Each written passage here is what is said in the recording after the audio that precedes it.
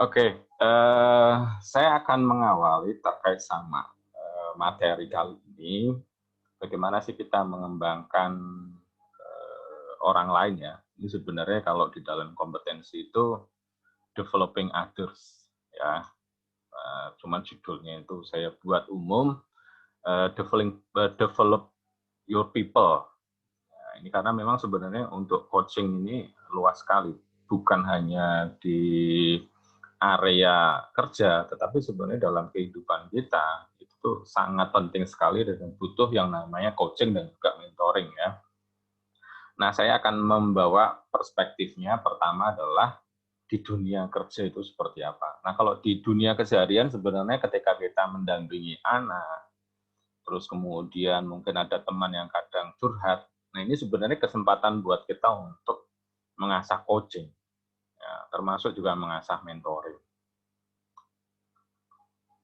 Oke, nah sebenarnya untuk pengembangan orang lain atau developing others itu tahapan berikutnya ya.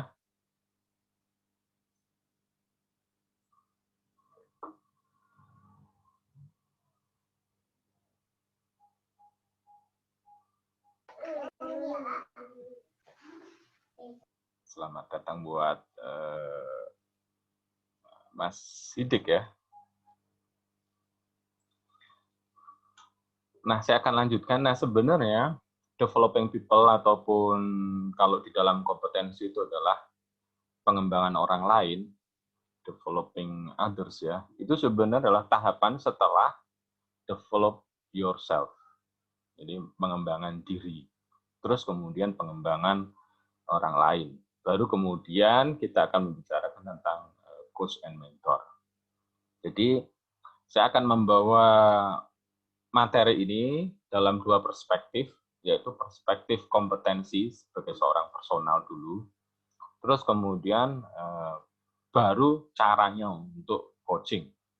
Saya nanti sedikit aja untuk menyinggung develop yourself, karena saya kira ini sudah hal yang wajib ya, hal yang wajib untuk terus pengembangan diri. Jadi Mas Udin menyampaikan kalau saya mau mendrive orang, tapi saya tidak punya kompetensi yang ada di situ. Nah, mau nggak mau sebenarnya untuk develop yourself, mengembangkan diri kita sendiri itu satu kewajiban, walaupun mungkin tidak sampai kemudian kita jadi expert di situ. Tapi mengembangkan diri sendiri itu satu keharusan ya, terus menerus. Ibaratkan kita itu menuangkan, kita itu ibaratkan teko, maka isi dari teko itu adalah ya pikiran kita, terus kemudian semuanya lah. Jadi teko itu hanya akan mengeluarkan apa yang ada di dalamnya. Bagaimana kita bisa mengembangkan orang lain kalau kita sendiri tidak punya skill di situ ataupun tidak tahu caranya untuk mengembangkan. Oke. Nah, berikutnya langsung ke pengembangan orang lain ini sebagai kompetensi. Jadi kalau di dalam perusahaan, salah satu kompetensi terutama ketika sudah duduk di fungsi ya, di fungsional ataupun manajerial, terutama di manajerial, ini salah satu kompetensi dan kompetensi adalah wajib, yaitu pengembangan orang lain. Skornya umumnya adalah 0 sampai 5. 0 itu berarti tidak ada sama sekali. Tapi umumnya jarang yang 0, biasanya itu 1. 1 itu untuk staff. Ya, 1 itu sebenarnya untuk staff. Levelnya itu masih mengembangkan diri sendiri kalau 1. Nah, 2 itu bentuknya misalnya adalah memberikan feedback bagi orang lain. Nah, itu biasanya adalah skornya 2. Kalau 3 itu sudah sifatnya adalah mendampingi orang lain. Jadi mungkin menemani, terus kemudian terjun ke lapangan bareng untuk kemudian melatih. Nah, kalau yang keempat ini sudah bikin semacam rancangan, terus kemudian mengembangkan orang lain. Jadi semacam sudah tahu nih potensinya anak buah apa, terus kemudian kekurangannya apa, terus kemudian gimana nih mengembangkannya, caranya seperti apa. Semacam sudah bikin kurikulum, nah itu level 4. Kalau level 5 sudah lebih tinggi lagi, sudah lebih kompleks. terkait bikin sistem, terus kemudian sudah terintegrasinya, levelnya udah organisasi lah seperti itu. Nah, itu terkait sama pengembangan orang lain sebagai kompetensi ya. Nah, ini saya kira sangat penting buat rekan-rekan, buat kita semuanya memahami ini. Nah, di bagian ini nanti saya akan sampaikan pengertian pengembangan orang lain itu apa, pentingnya pengembangan orang lain apa, aspek-aspek sarana, terus kemudian pengukuran, sampai kemudian bagaimana membudayakan pengembangan orang lain. Yang pertama nih, pengembangan orang lain itu pada prinsipnya ini merupakan salah satu kompetensi manajerial.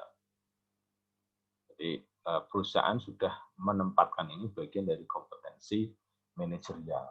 Nah, kalau tadi rekan-rekan atau teman-teman sudah berada di posisi manajerial, entah supervisor, terus kemudian mungkin ketua gitu ya, atau mungkin kepala departemen, yang intinya sudah punya anak buah, kompetensi ini jadi hal yang wajib, ya, yang kemudian diperhitungkan, yang juga akan menjadi faktor penting untuk kemudian orang itu bisa naik karir terus. Karena dilihatnya nih kompetensi manajerial. Ya, indikatornya saya tekankan lagi, orang ini sudah bisa tahu potensi orang lain, kekurangan orang lain, memiliki usaha untuk mengembangkannya, memiliki cara-cara yang terstruktur, terarah, terus kemudian bahkan kemudian dia juga mendampingi. Itu indikatornya kurang lebih seperti itu ya. Walaupun nanti di masing-masing perusahaan pasti akan punya definisi yang berbeda. Nah, pengembangan orang lain itu pada dasarnya adalah upaya yang dilakukan dalam bentuk menginspirasi, bisa saja menginspirasi, bisa saja memberikan saran ataupun bantuan, bisa saja memberikan umpan balik, feedback, terus kemudian bisa juga memberikan bimbingan untuk membantu orang lain mengembangkan potensi diri orang lain. Jadi caranya sebenarnya sangat banyak, dan caranya ini memang istilahnya apa ya? Ya umumnya digunakan semuanya. Baik itu memberikan saran, misalnya adalah orang sudah melakukan sesuatu, lalu kemudian kita berikan saran ya, ataupun umpan balik, kamu mestinya seperti ini, cara yang baik seperti ini. Nah, itu bagian dari pengembangan orang lain. Atau kemudian kita bisa terjun membantu. Jadi biarkan staf kita, bawahan kita, anggota tim kita itu melihat, oh caranya seperti ini. Itu juga bisa seperti itu ya. Atau memang bentuknya menginspirasi. Jadi kalau ini sudah lebih tinggi lagi, artinya dari semua aspek orang ini menjadi contoh. Nah, ini ya. Jadi caranya beragam di dalam pengembangan orang lain. Terus kemudian apa yang kemudian dibutuhkan oleh kita kalau kita mau mengembangkan orang lain? Untuk bisa mengembangkan orang lain, kita mesti satu, punya kemampuan mengidentifikasi kebutuhan anggota atau potensi anggota. Jadi anggota ini sebenarnya kelebihan dia apa sih? Kekurangan dia apa sih? Kita bisa melihat dari membandingkan antara pekerjaan dia dengan apa yang sudah dilakukan. Jadi hasil kerja dia dengan proses yang dilakukan. Nah, itu kita bisa lihat ya. Performansi dia atau pencapaian target dia dengan apa yang dilakukan. Nah, ini kita bisa identifikasi. Artinya misalnya orang ini dituntut untuk kerjanya cepat, tetapi kok tidak bisa cepat.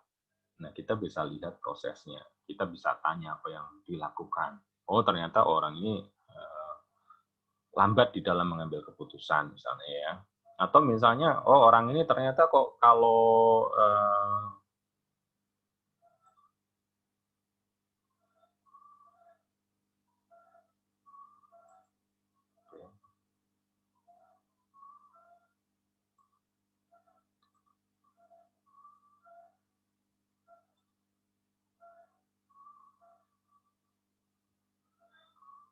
Oh ya, insya Allah saya record ya. Nanti saya bisa share. Mengidentifikasi kebutuhan. Nah, kita untuk tahu kebutuhan itu sederhananya melihat dari kesenjangan aja, kesenjangan dari apa? Dari target yang kita berikan ataupun sejauh mana orang ini mencapai kinerja. Nah, ini kita bisa cek di situ ya. Terus kemudian untuk kemudian kita bisa mengembangkan orang lain, kita mesti memiliki kompetensi profesional. Nah, kompetensi profesional ini saya gunakan untuk menyebut yang disampaikan tadi Mas Udin ya. Jadi semacam hard skill. Kita, anak buah kita misalnya adalah dia memiliki tugas secara teknis. Ya, kalau bisa sih kita paham terkait sama teknis itu. Kalau bisa ya. Terutama kalau kita mau melakukan mentoring. Kalau mentoring itu wajib ya, wajib punya. Karena mentoring, nah ini sekaligus saya singgung bedanya mentoring sama coaching. Kalau mentoring itu kita ahli, terus kemudian kita menyampaikan, memberitahu ataupun ngajari orang yang memang belum bisa. Nah, ini kompetensi profesional ya. Kalau mentoring diperlukan seperti itu.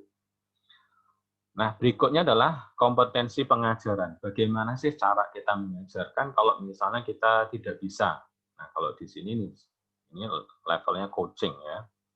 Jadi kita tidak harus tahu terkait sama bidang-bidang seseorang, tetapi kita memahami cara untuk mengajarkan, mengajak orang lain atau membuat orang lain itu komitmen akan target dia sendiri, akan rencana dia, usaha-usaha yang dilakukan.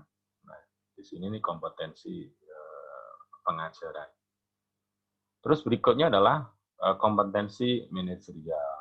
Nah, ini terkait sama bagaimana sih kita kalau di manajerial kan ada planning, organizing, actuating, controlling, evaluating. Nah, paling nggak kita mesti punya itu.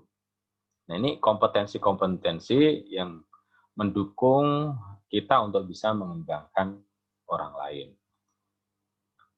Nah, pentingnya mengembangkan orang lain itu apa? Di dalam kasus-kasus organisasi, selama ini yang saya temukan, pengembangan orang lain itu termasuk yang langka ataupun tidak banyak yang menguasai. Ketika saya cek dampaknya ke organisasi, yang terjadi dalam organisasi ini sulit untuk berkembang. Jadi jangan dikira kalau pengembangan orang lain itu jadi sesuatu yang katakanlah diterima, ada juga enggak ya.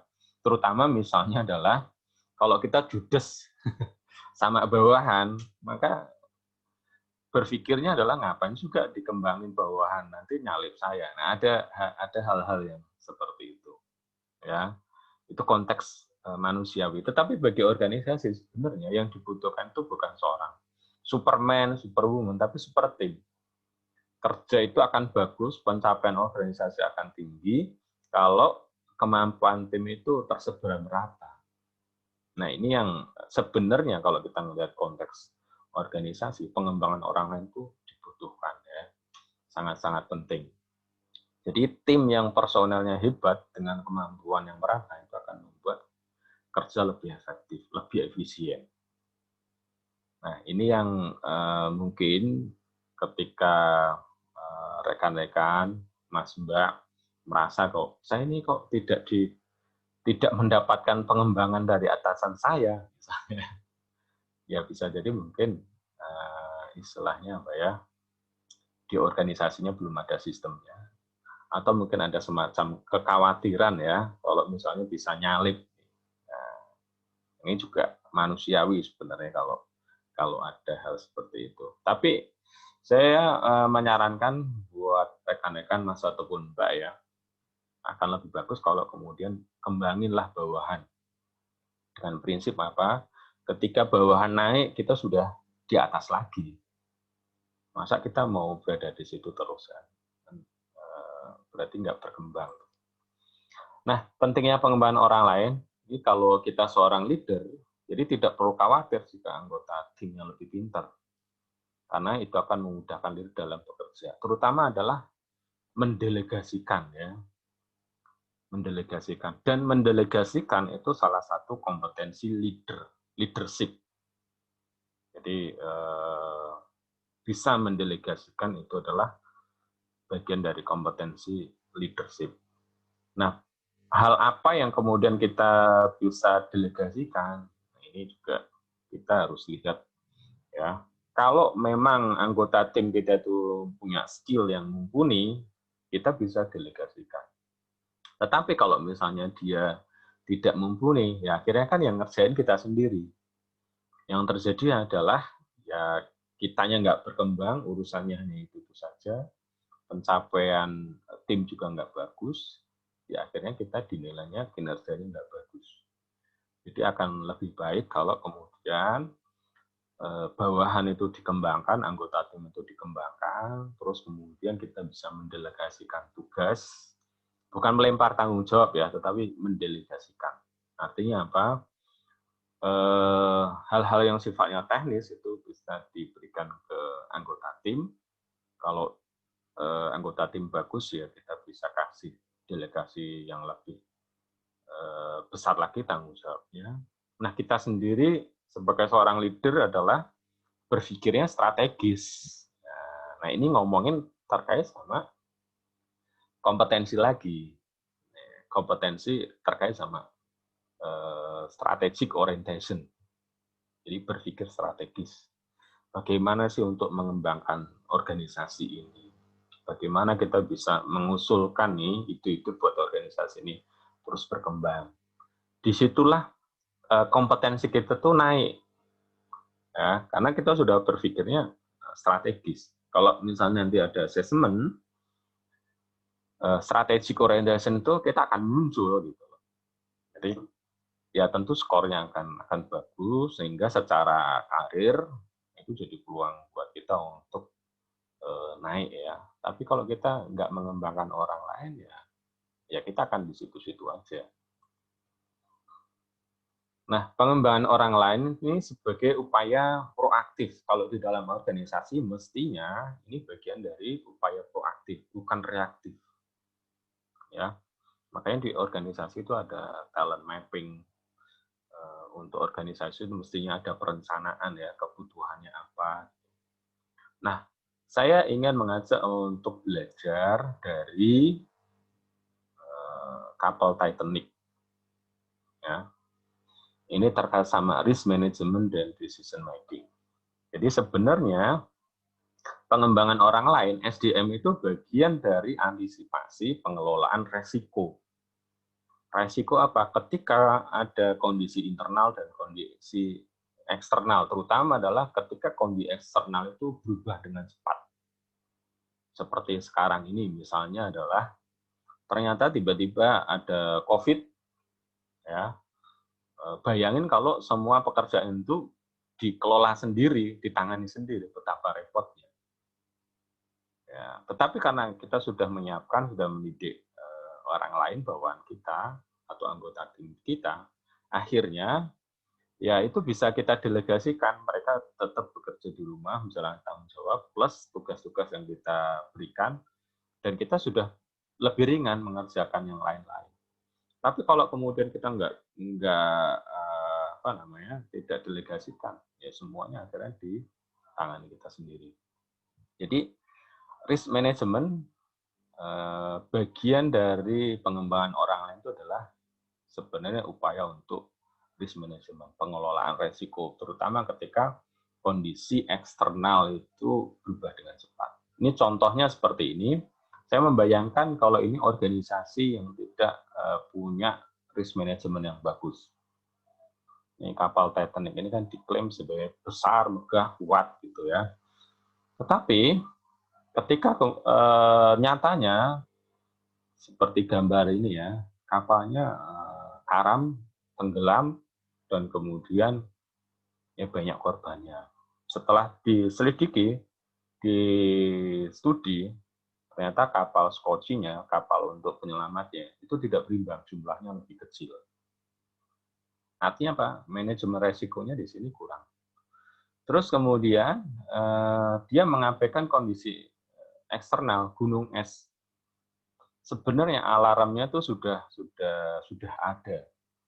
Terus kemudian sudah diingatkan bahwa ini itu ada sesuatu yang berbahaya di depan. Ya.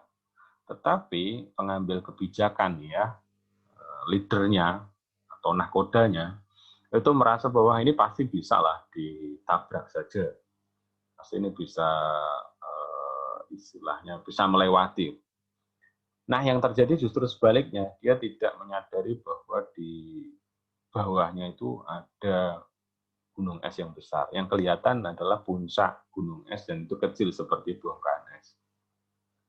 Ya, kita bisa lihat ini. Nah, ini jadi semacam istilahnya apa ya? Peringatan buat kita sebenarnya ya akan perubahan kondisi eksternal yang luar biasa cepatnya.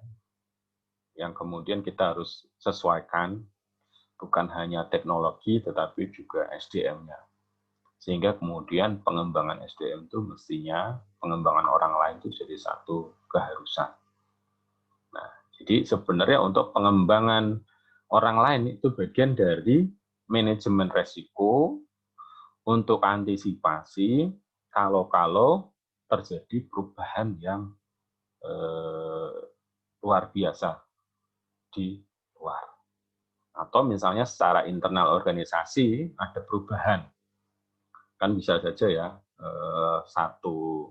seorang leader misalnya supervisor digeser ke tempat yang lain, atau mungkin digeser ke divisi lain. Nah, kalau bawahnya itu tidak dikembangkan, ya nanti kan secara fungsi di departemen kan akan tidak berjalan dengan bagus. Nah, ini yang apa namanya perspektif bahwa pengembangan orang lain itu bagian dari risk management itu wajib harus dipahami ya. Jadi jangan sampai sifatnya reaktif. Ini mau ada supervisor baru kemudian diberikan pelatihan, stafnya dikasih pelatihan, ditrainingkan kemana. Nah tentu secara biaya kan besar juga. Ini kalau kita lihat dari organisasi ya. Nah aspek pengembangannya ini bisa keterampilan, bisa sikap ataupun pengetahuan, belief system. Nah yang sulit itu adalah ketika sudah sampai belief system. Sudah ke istilahnya keyakinan seseorang. Ini yang tidak mudah di sini. Nah, pengembangan orang lain meliputi mentalitas, sikap, keterampilan, dan analis kebutuhan personal dan kebutuhan organisasi. Untuk keterampilan ini lebih mudah, karena bisa training, mungkin bisa kursus. Ya. Untuk sikap, nah sikap ini yang tidak mudah juga. Ya, terutama tadi disampaikan sama Mas Tutus ya. Kok di sana itu orangnya beda nih. Kalau di sini ya inisiatifnya sepertinya tinggi lah, tidak perlu diarahkan. Kalau di sana mesti diarahkan, karena ini kan terkait sama sikap. Lebih dalam lagi, kalau mau digali sebenarnya, belief system mereka itu apa sih sebenarnya? Nah ini yang sebenarnya jadi tugas dan tanggung jawab seorang leader ya. Menurut mereka, bekerja itu apa sebenarnya? Menurut mereka. Nah, harus kita sentuh, kita lihat sampai di sini. Nah, kalau saya biasanya memberikan pelatihan untuk mengubah sikap dan keterampilan, untuk mendorong sikap dan keterampilan, saya biasanya ubah di belief system. Ya, belief systemnya ini yang kemudian diubah. Misalnya adalah, saya biasanya mengarahkannya itu ke spiritual. Misal contohnya, orang nggak semangat bekerja, terus kemudian kerjanya asal-asalan, terus tidak semangat belajar, seperti itu. Nah, saya sentuh biasanya ke belief system. Contohnya misalnya seperti ini, dan saya sendiri mempraktekkan ini.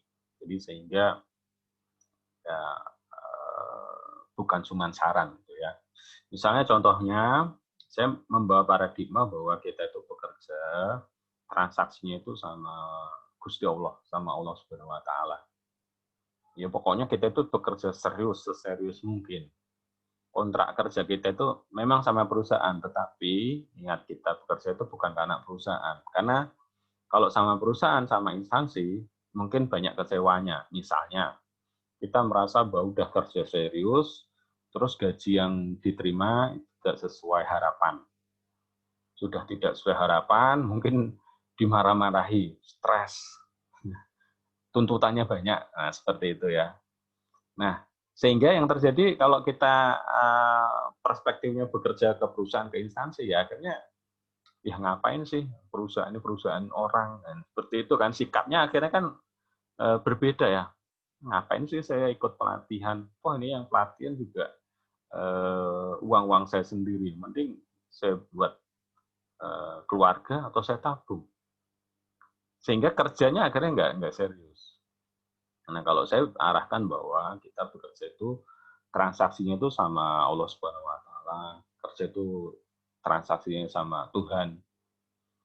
Seriuslah bekerja sehingga kita bisa seandainya kita bekerja dan layak digaji 20 juta, tetapi yang kita terima dari perusahaan atau instansi itu hanya 10 juta, maka 10 juta itu tidak akan hilang. 10 juta itu akan dikembalikan dengan cara yang lain, akan dibayar dari tempat yang lain. Entah mungkin nanti kemudahan karir, entah mungkin anak yang kemudian sekolahnya dapat beasiswa, atau mungkin keluarganya semua sehat dan yang lain-lain. Atau ya bisa dari tempat yang lain, misalnya kerjanya biasa tetapi istri punya usaha dan usahanya lebih tinggi, lebih menghasilkan dibandingkan dari gaji atau pendapat yang diterima.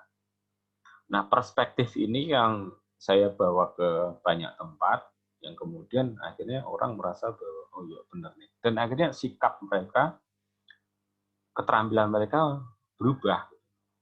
Jadi mereka bekerja dengan serius, orang mau bilang apa aja terserah, penilaian atasan seperti apa, nggak masalah mereka, mau gaji berapa, ya dinilainya perusahaan dari seperti itu, tapi mereka tetap serius, tetap berusaha untuk mengembangkan diri, mengembangkan keterampilan mereka, sehingga well-being akhirnya senang. Dan senang itu akhirnya kan senang bekerja, ketemu orang juga senang, akhirnya membuka relasi, terus kemudian membuka rezeki dan yang lain-lain. Nah, ini yang biasanya kalau di pelatihan saya gunakan. Nah, untuk sampai ke belief system seseorang ini yang nggak mudah ya. Nah, di proses coaching itu kita bisa temukan sebenarnya belief systemnya. Oke, berikutnya saya membawa perspektif pengembangan orang lain itu sebenarnya adalah hal yang wajar. Di dalam psikologi ada tahapan yang disebut generativity. Ketika seseorang itu memang dia akan istilahnya apa ya? Akan mengembangkan orang lain.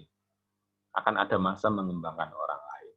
Ya, di sini di usia middle age, usia 30 ke atas, ya, usia 30 atau mulai 30.